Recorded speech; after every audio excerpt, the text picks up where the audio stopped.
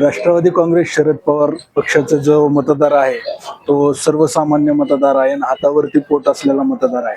निवडणूक आज झाली काय किंवा 2 महिन्यांनी झाली काय आमच्या कोणत्याही मतदाराला फरक पडत नाही. त्यांनी डोक्यात ठरवलेलं असतं साहेबांना मत द्यायचंय आणि ते साहेबांनाच मत देतात. त्याच्यामुळे निवडणूक पुढे गेली याचा फायदा किंवा तोटा आम्हाला अजिबात होणार नाही. उलट झाला तर आम्हाला चांगला फायदा होईल, जास्त लोकांपर्यंत आम्हाला पोहोचता येईल. पक्षाच्या चिन्हावर 16 उमेदवार उभे आहेत आणि ते सर्वच्या सर्व चांगल्या बहुसंख्य मताने निवडून येतील. खूप चांगल्या पद्धतीनं लोकांचा रिस्पॉन्स मिळत आहे. ज्यावेळेस आम्ही घर टू घर आता लोकांपर्यंत पोहोचत आहे, आमचं पॉम्पलेट घेऊन पोहोचत आहे, त्यावेळेस लोक आम्हाला उत्स्फूर्तपणे साहेबांविषयी, ताईंविषयी आणि युगेंद्र दादांविषयी खूप खूप चांगल्या पद्धतीने सांगत आहेत आणि तेच आमचा मॅक्झिमम प्रचार करत आहेत. ज्या सुविधा झाल्यात त्या योग्य पद्धतीने झालेल्या नाहीत. आम्ही म्हणत नाही बारामतीचा विकास झाला नाही, बारामतीचा विकास झाला, पण तो कोणत्या मार्गाने झाला आणि कशा पद्धतीने झाला.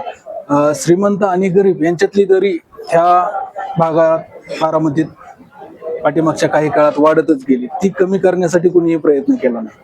सध्या आपण बघितलं ठराविक भागात पाण्याचा प्रश्न असेल, एका भागात 24 तास पाणी येतं, एका भागात फक्त 15 मिनिट पाणी येतं, तिथं पण प्रेशरने पाणी येत नाही. एका भागात रस्ते चांगले झालेले आहेत, दुसऱ्या भागात अजून रस्ते, खड्डे, ड्रेनेजचे प्रॉब्लेम, हे प्रॉब्लेम अजून चालू आहे. म्हणजे एक भाग जर बघितला तुम्ही तर बेसिक गोष्टी नाही आहेत आणि दुसऱ्या भागात जर बघितलं तर तुम्हाला मेट्रो सिटीची आठवण येईल असं वाटतं. नक्कीच योगेंद्र दादा येत्या 1-2 दिवसात बारामतीत चांगल्या पद्धतीनं प्रचार केली आणि इलेक्शनसाठी ऍक्टिव्ह होतील.